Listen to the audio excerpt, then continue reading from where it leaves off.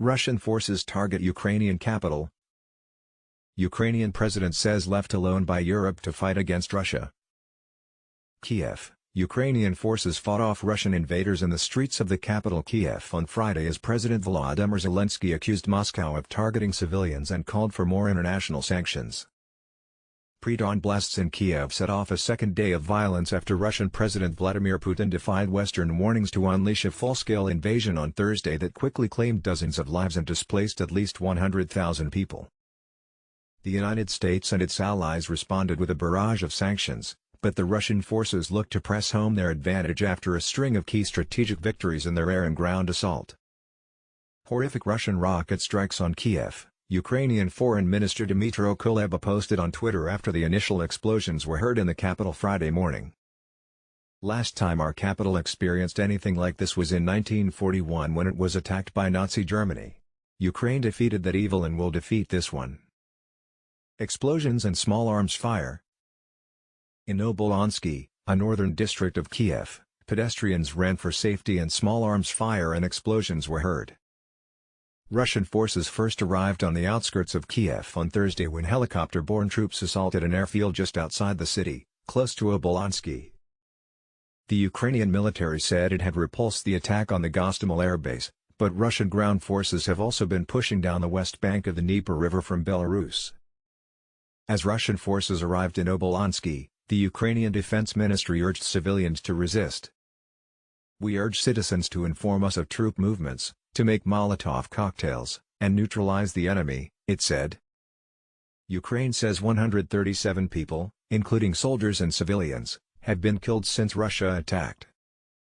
Ukrainians are demonstrating heroism, Zelensky said in a video message, accusing Russia of lying about striking only military targets and calling up conscripts and reservists nationwide. After speaking to EU chief Ursula von der Leyen, he called for more sanctions, tweeting that the pressure on Russia must increase. Better to die?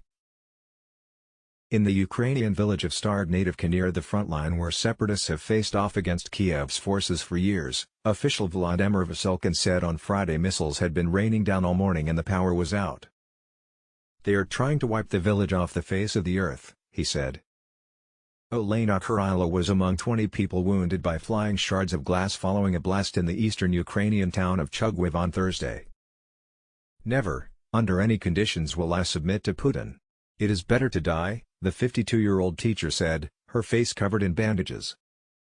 The UN's refugee agency said late Thursday that some 100,000 were already displaced inside Ukraine, while thousands of others fled across the border. Streams of people in cars and on foot were seen crossing into Hungary, Poland and Romania on Thursday.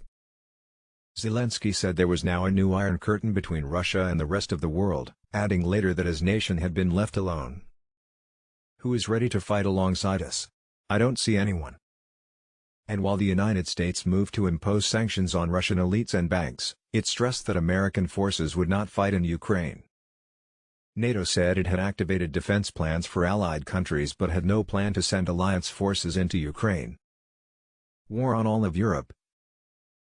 Among the highest-profile strategic developments on Thursday, Ukraine said Russian forces had seized the Chernobyl nuclear power plant, prompting concern from international nuclear watchdogs.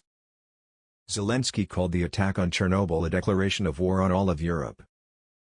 Russian ground forces moved into Ukraine on Thursday from the north, south and east.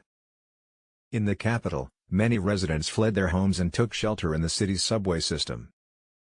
Russia said Thursday its forces had successfully completed their objectives for the day, claiming to have destroyed over 70 Ukrainian military targets, including 11 airfields.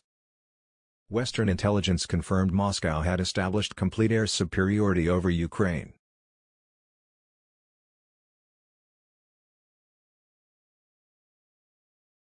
Weeks of diplomacy failed to deter Putin, who massed over 150,000 troops on Ukraine's borders in what the West said was Europe's biggest military buildup since World War II.